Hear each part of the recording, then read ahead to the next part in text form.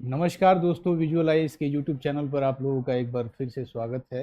जैसा कि हम लोगों ने वादा किया था, क्रैश कोर्स के माध्यम से 71st बीपीएससी के पीटी के लिए आप लोगों के लिए हम लोग एक शॉर्ट टर्म कोर्स लेकर आए हैं। और उसमें ज्योग्राफी की आज मेरी दूसरी क्लास है और मैपिंग में मैं कुछ चीज़ें और आपको बताने वाला हूँ।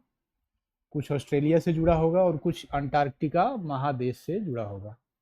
सबसे पहले हम ऑस्ट्रेलिया की कुछ चीज़ें और डिस्कस कर लेते हैं ताकि बात पूरी हो जाए।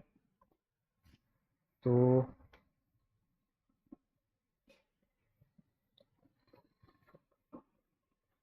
ये आपका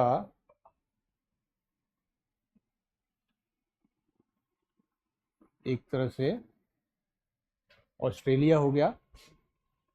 इसमें आप लोगों ने देखा था यहाँ पे टॉरेस स्ट्रेट था। टॉरेस स्ट्रेट,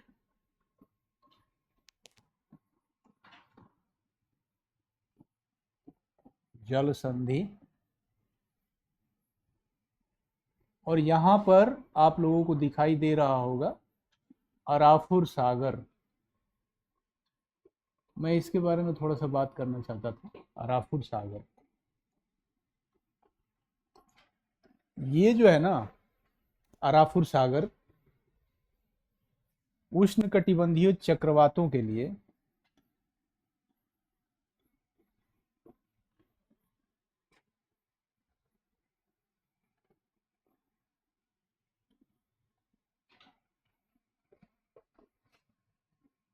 उष्ण कटिबंधीय चक्रवातों के लिए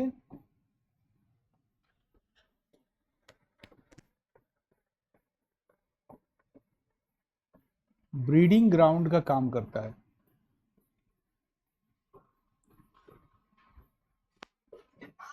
ब्रीडिंग ग्राउंड,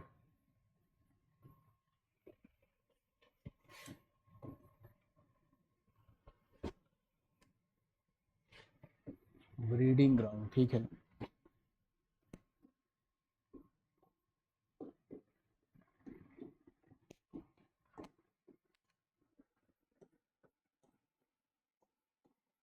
मतलब यहाँ पे चक्रवात पैदा होते हैं। और चूंकि ये छिछला सागर है तो यहाँ पे नौकायन में काफ़ी समस्या आती है। तो जो भी एडवेंचर स्पोर्ट करने का मन रखते हैं वो इस क्षेत्र में नौकायन करने का अक्सर प्रयास करते हुए देखे जाते हैं। ये एक चीज़ थी। इसके अलावे मैं इसको मिटा देता हूँ इरेजर में।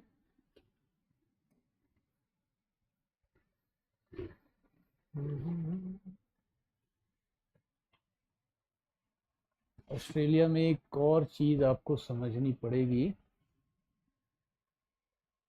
चलिए दूसरा पेज ही ले लेता हूँ, ऐड ही कर लेता हूँ।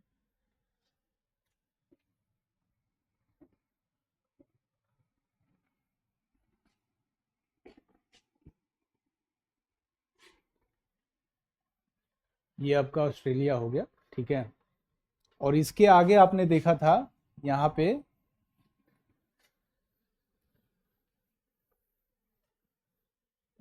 इसको इधर करके, ये आपको मेलानेशिया,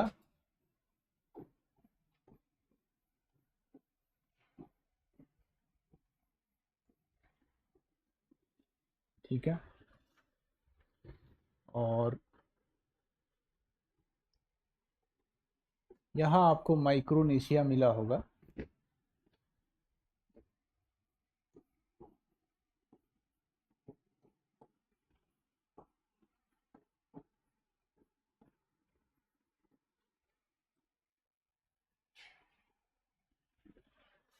और इस इलाके में पॉलिनेशिया,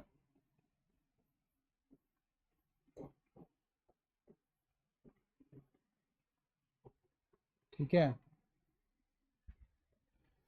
इन सब के बीच में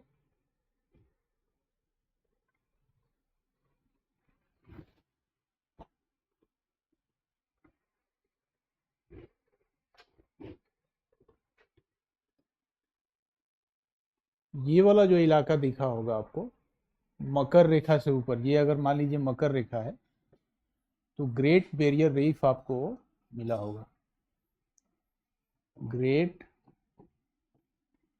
बैरियर रीफ। इसके बारे में एक चीज आप लोगों को अवश्य पता होना चाहिए, और वो ये है कि इसको इकोटोन के रूप में जाना जाता है। मेरा उद्देश्य ये है कि मैपिंग के माध्यम से ज्योग्राफी के जितने भी बेसिक कॉन्सेप्ट्स पॉसिबल हैं समझने के लिए, वो आपका मैपिंग करने के साथ साथ पूरा होता रहे। वैसे तो इन्वायरमेंट की क्लास अगर मौका लगा तो ज़रूर मैं पूरी करने का प्रयास करूँगा, अदरवाइज आप साथ साथ चीज़ों को समझते चलिए। अब देखिए आप यहाँ पे क्या है, भूस्थल है, और ये वाला इलाका जो है समुद्री इलाका है। तो एक तरह से समुद्री पारिस्थितिकी, महासागरीय पारिस्थितिकी,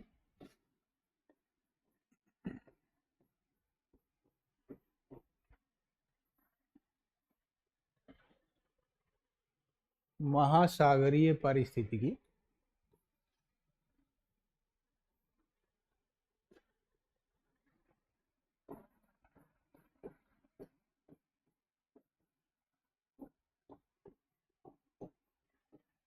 आपको दिखाई दे रही है।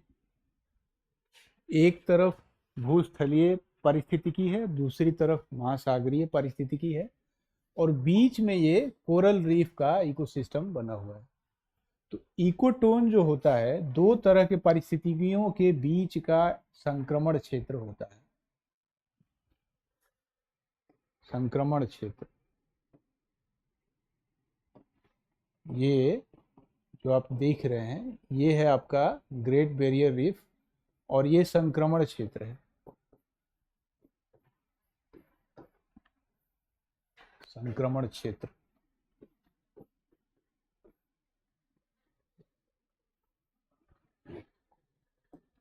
इसका पर्यावरण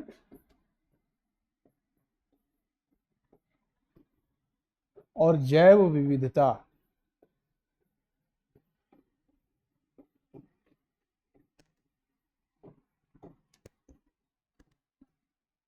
दोनों के ही लिहाज से बड़ा विशेष महत्व होता है। बाकी दोनों पारिस्थितिकी के मुकाबले यहाँ पर आपको जैव विविधता ज़्यादा देखने को मिलेगी। तो कभी आप नेट पर सर्च करके देखिएगा, आपसे एक सवाल पूछा जा सकता है कि सबसे ज़्यादा जैव विविधता किस पारिस्थितिकी तंत्र में पाई जाएगी। तो विकल्प में आपको मिल सकता है वर्षावन,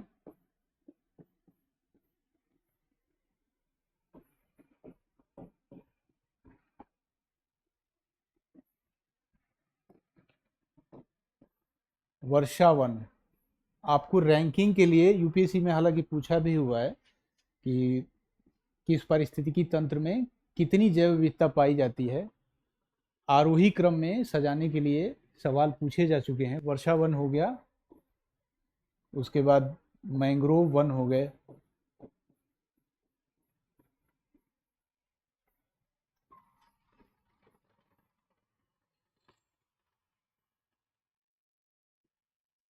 फिर इसको आप सीक्वेंस मत समझिएगा, आपको इस सवाल का जवाब देना है कि ये जो मैं लिस्ट आपके सामने दे रहा हूँ इसमें सबसे ज़्यादा बायोडाइवर्सिटी किस क्षेत्र में पाई जाएगी, और उसके हिसाब से इनके बीच में क्रम क्या बनेगा, आरोही क्रम। तीसरा हो जाएगा कोरल रीफ। आप ये बताइएगा कि इसमें सही सीक्वेंस क्या बनेगा। आपने ये समझ लिया है कि ग्रेट बैरियर रीफ में बायोडाइवर्सिटी ज़्यादा होती है, इकोटोन के रूप में जाना जाता है। इकोटोन टोन एक संक्रमण क्षेत्र है। अब हम एक बार फिर से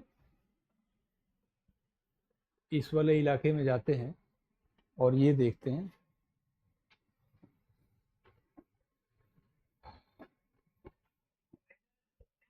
माइक्रोनेशिया, मेलानेशिया और पोलिनेशिया आपने देखा था। ये तीन तरह के मतलब द्वीपों के समूह आपको दिखाई देते हैं। अब ये छोटे छोटे द्वीप हैं, इतने छोटे कि अगर समुद्री जल स्तर में 4-5 मीटर की वृद्धि हो जाए तो ये डूब जाएंगे। और आपको पता है कि वैश्विक तापन बढ़ता जा रहा है,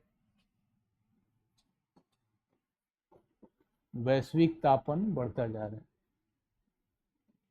देखिए, आपको केवल पीटी ही नहीं देना है, मेंस का भी एग्जाम देना है। तो आप जिस इलाके से गुजर रहे हैं उस इलाके के संदर्भ में आपकी एक समग्र समझ बननी चाहिए, और इसी उद्देश्य से मैं ये सब आपको बता रहा हूँ। जरूरी नहीं है कि आपको ये पीटी में पूछा जाए कि कौन से द्वीप डूबने वाले हैं, लेकिन कुछ न्यूज़ है जो आपके लिए इंपॉर्टेंट हो जाता है। अब वैश्विक तापन जैसे जैसे बढ़ेगा, समुद्र का जल स्तर उसी हिसाब से बढ़ता चला जाएगा। तो जो भी छोटे छोटे द्वीप हैं जो इस इलाके में दिखाई देते हैं आपको, माइक्रोनेशिया, पोलिनेशिया और मेलानेशिया में, उनके डूबने का खतरा बढ़ जाता है। तो जाहिर सी बात है कि जलवायु परिवर्तन का, वैश्विक तापन का सबसे ज़्यादा खतरा अगर कोई झेल रहा है तो ये छोटे छोटे द्वीप हैं। हमको भी खतरा है, हमारे भी देखा जाए तो साउथ में एक बहुत बड़ा क्षेत्र जो है समुद्री पारिस्थितिकी से जुड़ा हुआ है, और बड़े बड़े शहर तटों के किनारे बसे हुए हैं, जैसे कि बम्बई हो गया, कलकत्ता हो गया। तो अब एक्सट्रीम सिचुएशन में ऐसा आप सोचिए कि अगर समुद्र का जल स्तर बढ़ जाता है तो बम्बई डूब जाएगा, कलकत्ता डूब जाएगा। क्या करेंगे आप? आर्थिक राजधानियां हैं ये सब, आर्थिक गतिविधियों के केंद्र हैं, और शहर आज के तारीख में विकास के ध्रुव बन चुके हैं, पोल। ठीक है, तो ये बहुत इंपॉर्टेंट हो जाता है कि एक तो हम वैश्विक तापन कम करें, और दूसरा ये कि इन शहरों को बचाने का उपाय किया जाए। खैर, वो तो भारत के संदर्भ में था। यहाँ पर वैश्विक तापन के कारण जो जल स्तर में वृद्धि हुई है, उससे बचने के लिए छोटे छोटे देश क्या कर रहे हैं वो मैं आज आप लोगों को बताने वाला हूँ। और उसमें एक पहला देश जो आप लोगों को जानना है,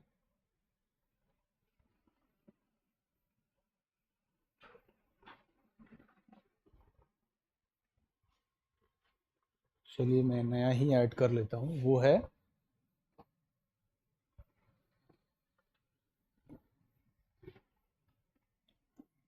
तुवालू।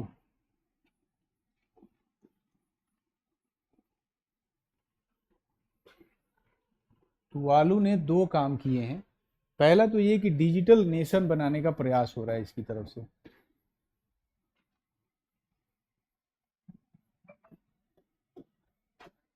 डिजिटल नेशन मतलब पूरा राष्ट्र पानी में डूब जाए, इसके बाद भी राष्ट्र का अस्तित्व खत्म ना हो, इसके लिए तुवालू की तरफ से प्रयास किया जा रहा है। अच्छा, इसमें समझने वाली बात यह है कि तुवालू डूब रहा है, ठीक है, तो अब एक व्यक्ति के रूप में इसको ले लीजिए। जीवन में तबाही मची हुई है, आसपास के लोग बोल रहे हैं बचने वाले नहीं हो, तो क्या करोगे आप? डूब जाओगे? किसी भी तरह से जीवित रहने का प्रयास करेंगे। तो ये डिजिटल नेशन एक तरह से उसी प्रयास का प्रतीक है। लोग रहे न रहे, डिजिटली वो दिखाई देते रहे कि भाई हम हैं। तो कुछ ऐसा ही व्यक्ति के स्तर पे आदमी को करना होता है। दूसरा जो काम इसके द्वारा किया जा रहा है,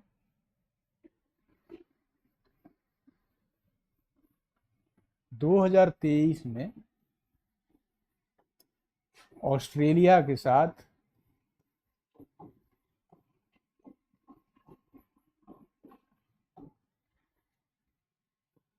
एक संधि हुई है जिसको कहते हैं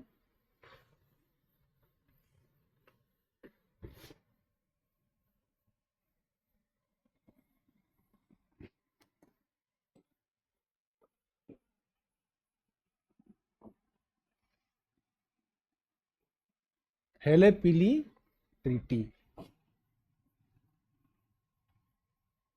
आपसे पीटी में बहुत कम चांस है कि पूछा जाएगा, लेकिन मेंस हो गया, कभी आपको निबंध लिखने की चुनौती आ जाए, अवसर मिल जाए निबंध लिखने का, तो उसमें इन चीज़ों का आप बखूबी इस्तेमाल कर सकते हैं कि जो छोटे देश हैं वो सरवाइव करने के लिए क्या कर रहे हैं। हेलेपिली समझौते के तहत ये तय किया गया है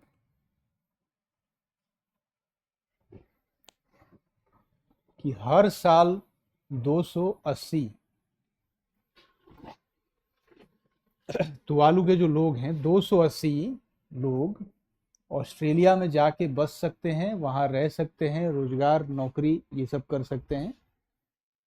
वैसे भी छोटा सा द्वीप है, आबादी कम है, तो 280 लोग अगर हर साल जाने का मौका मिल रहा है तो ये अपने आप में एक बहुत बड़ी बात हो जाती है तुवालू के लिए। इसी तरीके से एक दूसरा देश भी है,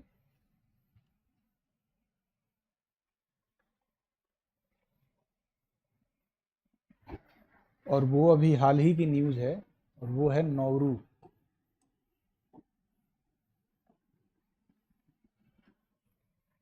नौरू को भी जलवायु परिवर्तन, वैश्विक तापन और उसके कारण जल स्तर में वृद्धि से जो समस्या पैदा हुई है, उससे निपटने के लिए तत्काल प्रभाव से कुछ कदम उठाने पड़े हैं। जल स्तर में वृद्धि इन द्वीपों के लिए एक बहुत बड़ी समस्या है, और इसी से निपटने के लिए नौरू ने क्या किया है, पासपोर्ट जो होता है ना, पासपोर्ट, उसकी बिक्री आरंभ की है, बिक्री, ताकि इससे ऐसे अवसंरचना विकसित किए जा सके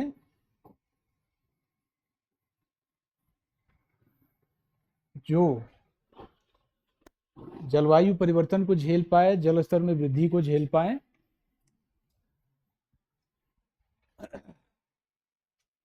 ये तत्काल का न्यूज़ है। इसके बाद हम एक और कंट्री की बात करना चाहेंगे, और वो कंट्री है न्यूजीलैंड। ये भी द्वीपीय राष्ट्र है। न्यूजीलैंड ने 2017 में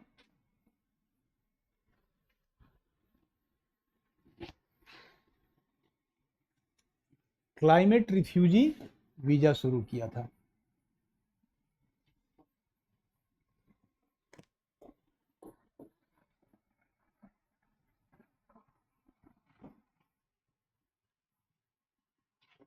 देखिए, ये जो क्लाइमेट रिफ्यूजी वर्ड है, सीधे तौर पे आपसे हो सकता है पीटी में पूछ दे इसे आप क्या समझते हैं, या मेंस में इससे जुड़े हुए सवाल आपके सामने आ जाए।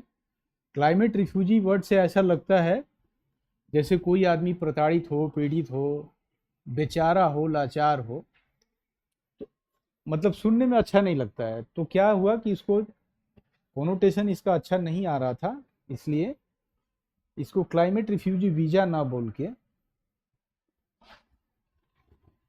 क्या बोला गया, migration with dignity. Again PT में नहीं आएगा, लेकिन अगर कभी आपको मेंस देना पड़ गया तो ये शब्दावली आपके निबंध को, आंसर को एनरिच करेगी, इसलिए आपको ये पता होना चाहिए। माइग्रेशन विद डिग्निटी बोलना आरंभ किया, ठीक है।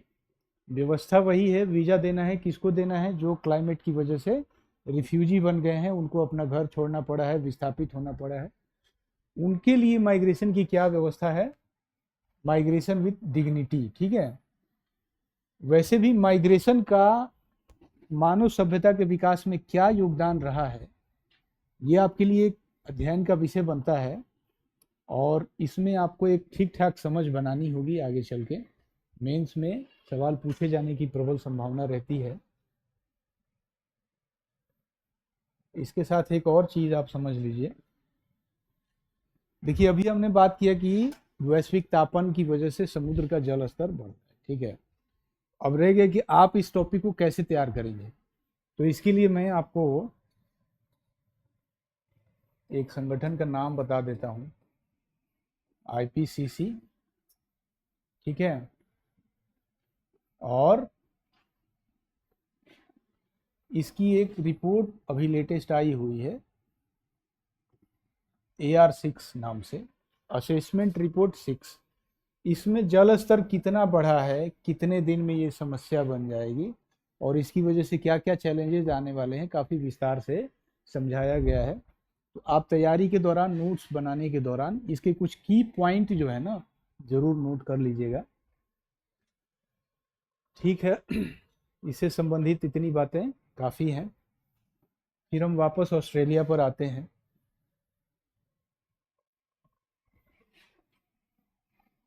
और देखते हैं कि और इसमें क्या जानने लायक है। कुछ जानवर हैं जो ऑस्ट्रेलिया से संबंधित है, ऑस्ट्रेलिया में ही पाए जाते हैं और इसलिए उनके बारे में आपको जरूर पता होना चाहिए। पहला है कंगारू, दूसरा है वेल्लाबी, तीसरा है कोआला,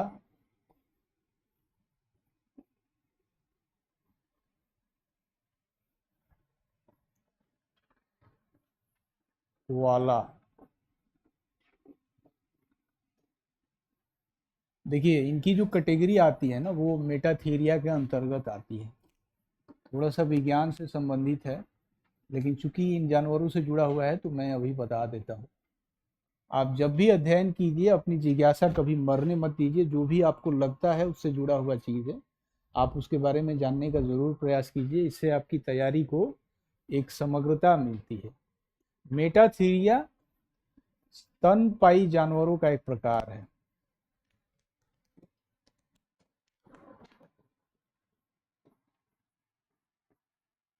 स्तनपायी और भी टाइप होते हैं इनके। अब इनकी क्या खासियत है ना कि इनमें दो गर्भाशय होता है और बच्चे जो जन्म लेते हैं वो अल्प विकसित होते हैं। आधा विकास पहले गर्भ में और आधा विकास दूसरे गर्भ में, जो कि बाहर होता है थैली के जैसा। थैली को मार्सुपियस के नाम से जानते हैं। बच्चा जन्म लेता है और उसका बाकी का जो विकास है ना इसी में होता है।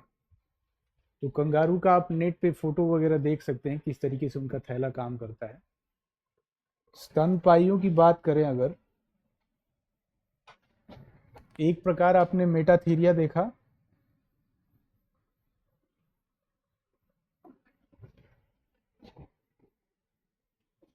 दूसरा जो प्रकार होता है ना प्रोटोथीरिया को होता है। सबसे पहले यही आता है प्रोटोथीरिया।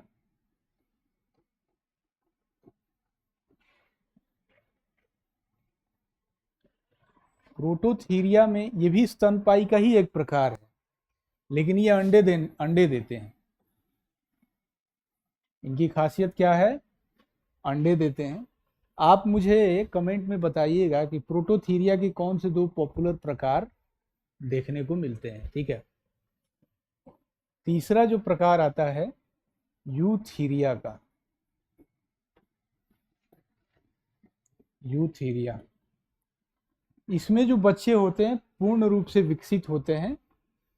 आपने देखा प्रोटोथीरिया में अंडे और ये मेटाथीरिया में अल्प विकसित बच्चे जन्म लेते हैं, लेकिन यूथीरिया में पूरी तरह से विकसित बच्चे जन्म लेते हैं और इसी में मनुष्य की कैटेगरी आती है। बिल्ली और भी जितने भी मैमल हैं, व्हेल देख लीजिएगा, और भी कुछ कुछ प्रकार आपको दिखाई दे देंगे। इसके अलावा जानवर में जाएंगे तो एक पक्षी का नाम आपको जरूर पता होना चाहिए और उसका नाम है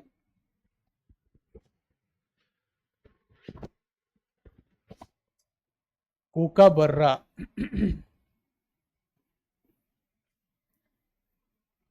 मुझे आप कमेंट में ये बताइए कि कोकाबर्रा अपनी कौन सी विचित्र विशेषताओं के लिए जाना जाता है। मुश्किल नहीं है नेट पे खोजना, आजकल तो एआई की वजह से काफ़ी आसान हो गया मामला। मेरा काम है आपको इंगित कर देना।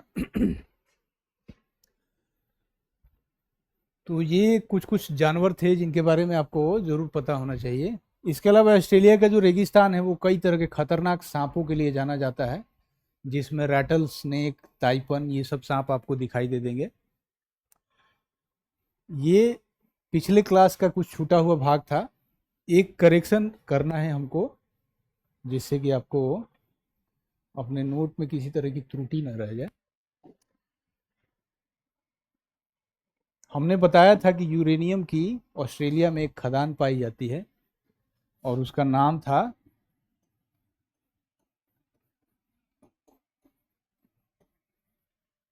Olympic dam.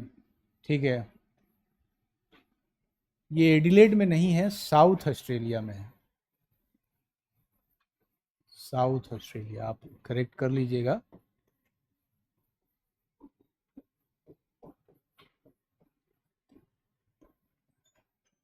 चलिए अब हम अगले टॉपिक की तरफ मूव करते हैं और वो अगला टॉपिक है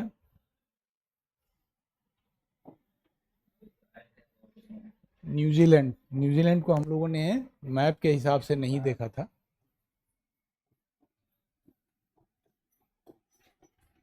कुछ एक छोटी छोटी चीज़ें हैं जो आपको पता होना चाहिए।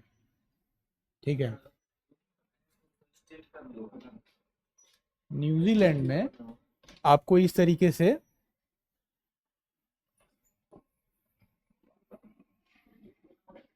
और एक यहाँ पे छोटा सा द्वीप दिखाई देगा। पहले तो ये जान जाइए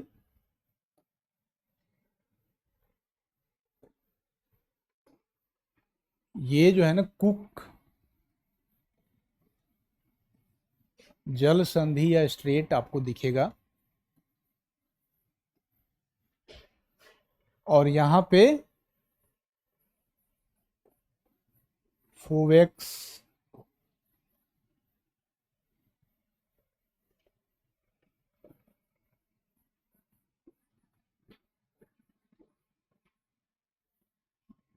स्ट्रेट, ये नॉर्थ आइलैंड हो गया और ये साउथ आइलैंड हो गया।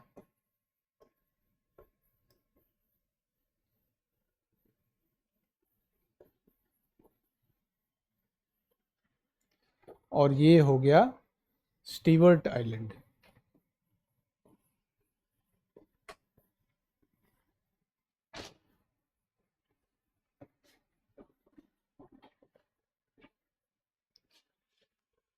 इसके अलावा आपको न्यूजीलैंड में माओरी नाम की जनजाति मिलेगी, माओरी। ठीक है, नॉर्थ आइलैंड में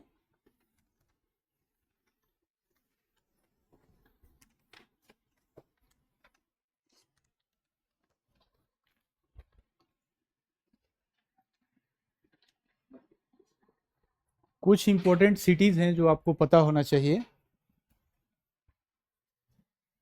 ऑकलैंड,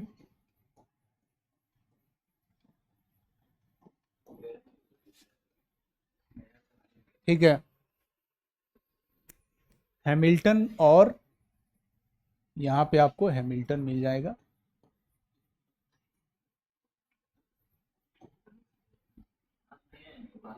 हैमिल्टन और यहाँ पे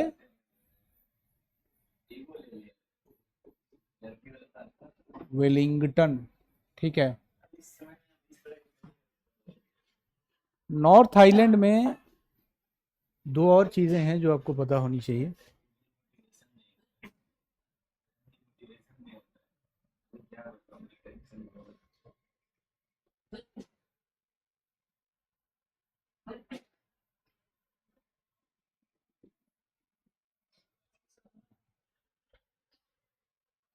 ये मान लीजिए नॉर्थ आइलैंड हो गया, ये साउथ आइलैंड हो गया और यहाँ पे स्टीवर्ट आइलैंड।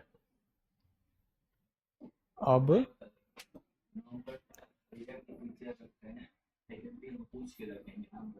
वैकाटो नदी,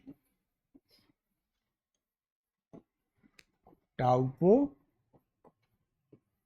झील। ठीक है, ये सब नाम आप जरूर याद कर लीजिएगा, आपसे पूछा जा सकता है। यहाँ पर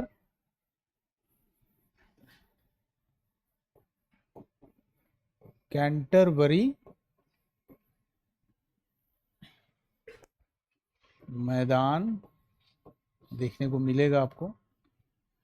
वैसे मैदान के बारे में कई बार सवाल पूछता है मिलान करने के लिए, तो ये कैंटरबरी मैदान न्यूजीलैंड से जुड़ा हुआ है आपको जरूर पता होना चाहिए। एक और क्षेत्र है तराना। तराना जो क्षेत्र है न्यूजीलैंड में, गायों के सबसे अधिक घनत्व के लिए जाना जाता है। गायों का घनत्व मतलब उनकी आबादी ज़्यादा है। तो होल्स्टीन, फ्रिसियन, ये सब आपको गाय यहाँ पे मिल जाएंगी और बड़े पैमाने पे डेयरी फार्मिंग होती है। अभी आपने कुछ दिन पहले अगर न्यूज पर ध्यान दिया होगा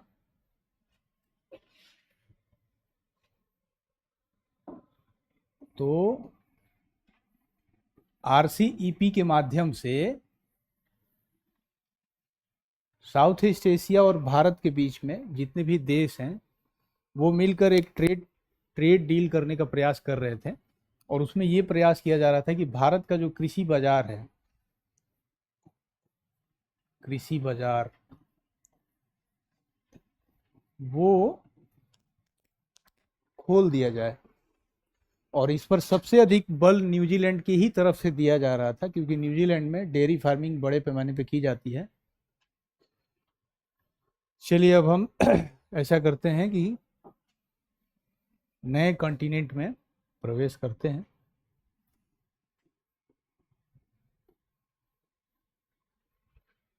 और ये कॉन्टिनेंट जो है अंटार्कटिका है, ठीक है। ये आप एक लाइन खींच लीजिए। अंटार्कटिका में ये जो लाइन है ना, ये पूरे अंटार्कटिका को दो भाग में बांट देती है। Trans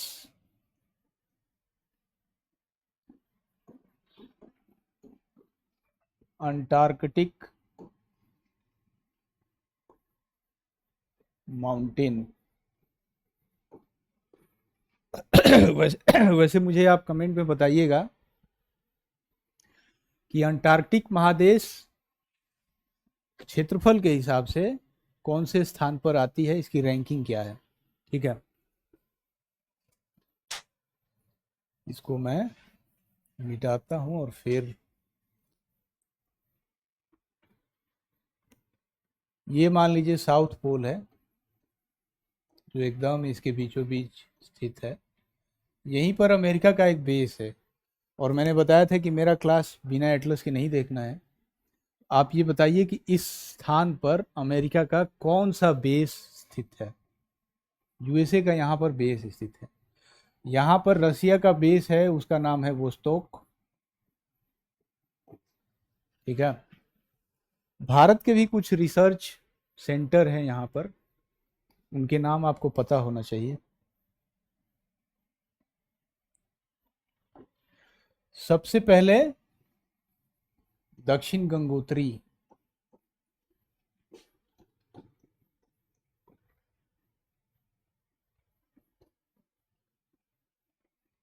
nineteen 1983। दक्षिण गंगोत्री के बाद आपको मैत्री 1988, 1989, ये सब सेंटर हैं और बंद हो चुके हैं। जो अभी चालू है उसको 2012 में खोला। ये मतलब इस तरीके से नहीं है, वहीं पर थोड़े थोड़े जगह में करके हैं। मैं समझाने के लिए थोड़ा सा आगे पीछे कर रहा हूँ। तीसरा जो है भारती है, इसको 2012 में स्थापित किया गया ताकि इस क्षेत्र का रिसर्च किया जा सके, इससे संबंधित जानकारी जुटाई जा सके। अब हम आते हैं इस स्थान पर। आपको यहाँ पर ड्रेक पैसेज मिलेगा। Drake passage, Drake passage Latin America को अंटार्कटिका से अलग करता है। काफ़ी इंपॉर्टेंट है आपके लिए। और इस इलाके में आपको वेडल सागर मिलेगा। वेडल सागर की खासियत ये है कि पानी नीचे से ऊपर की तरफ आता है, खूब झाग निकलता है यहाँ पर। और नौकायन की दृष्टि से काफ़ी मुश्किल क्षेत्र है, मतलब नेविगेशन काफ़ी डिफिकल्ट है यहाँ पर। तो ये आपको पता होना चाहिए। थोड़ा सा नीचे चलते हैं इसमें।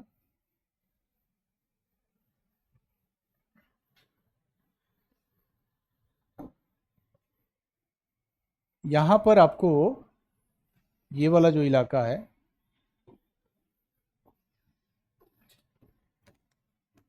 रॉस शेल्फ मिलेगा। दुनिया का सबसे बड़ा शेल्फ है ये। और यहाँ पर आपको रॉन शेल्फ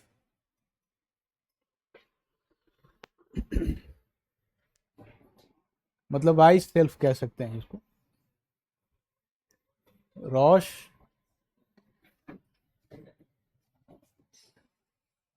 आइस शेल्फ और रॉन आइस शेल्फ, ठीक है। दुनिया का सबसे बड़ा ice shelf Ross ice shelf. Shelf क्या होता है और क्या इसी तरीके का कुछ और भी होता है क्या, इसको जानने के लिए हम क्या करेंगे, एक नए पेज पर आ जाएंगे। देखिए, दो शब्द हैं जो आपको पता होना चाहिए। पहला है sheet, ice sheet actually, ice sheet. और दूसरा है आइस शेल्फ। ये जो सीट है ना, धरातल पर या महाद्वीप पर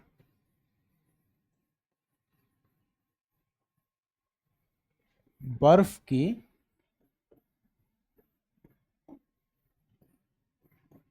मोटी परत है। अगर बर्फ की मोटी परत महाद्वीप पर विस्तृत हो तो उसको क्या बोलेंगे, आइस शीट बोलेंगे। लगभग 50,000 मिनिमम, आप कह सकते हैं 50,000 किलोमीटर तक ये विस्तृत होता है, किलोमीटर स्क्वायर। और इसी तरह का बर्फ की चादर, इसी तरीके की बर्फ की चादर अगर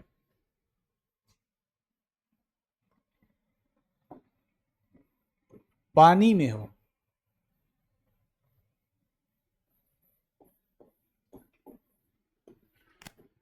तो उसके लिए शब्द इस्तेमाल होता है आइस शेल्फ। ठीक है, तकनीकी शब्द हैं, कभी भी पीटी में आपसे पूछ सकता है। हालांकि यूपीएससी के लिए तो बहुत इंपॉर्टेंट है, लेकिन बीपीएससी में इतनी गहराई में बहुत कम ही चांस होता है कि सवाल पूछे। लेकिन अगर कभी घूम घुमा के पूछ दिया तो आपका हाथ तंग नहीं रहेगा, ये आप निश्चिंत रहिए इस बात को लेकर। अब एक और चीज़ है जो आपको इसी के साथ समझ में आनी चाहिए, वो है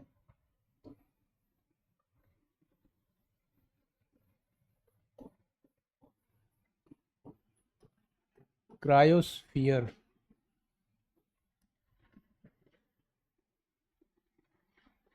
धरती पर जितना भी भूभाग है, जहां भी बर्फ की चादर लगी हुई है, ढकी हुई है, उन सबको समग्र रूप से क्रायोस्फीयर के नाम से जाना जाता है।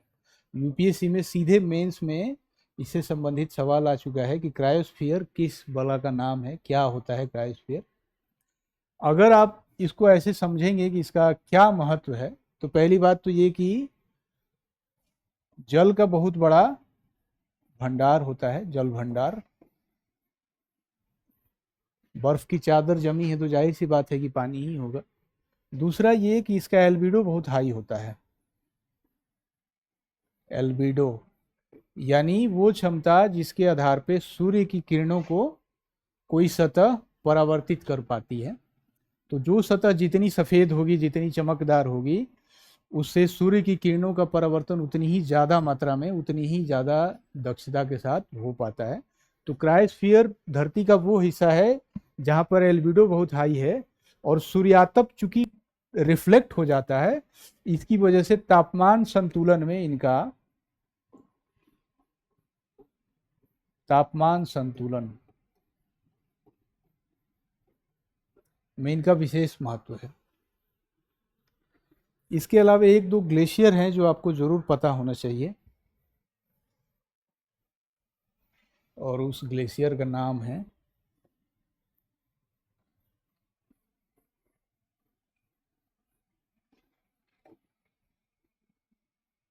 Lambert glacier.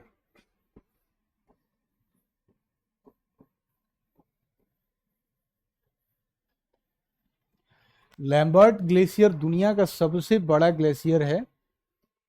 हालांकि ये ध्रुवीय क्षेत्र में स्थित है, और अगर ध्रुवीय क्षेत्र से आप बाहर जाएंगे तो सबसे बड़ा ग्लेशियर आप जानते हैं सियाचिन ग्लेशियर है।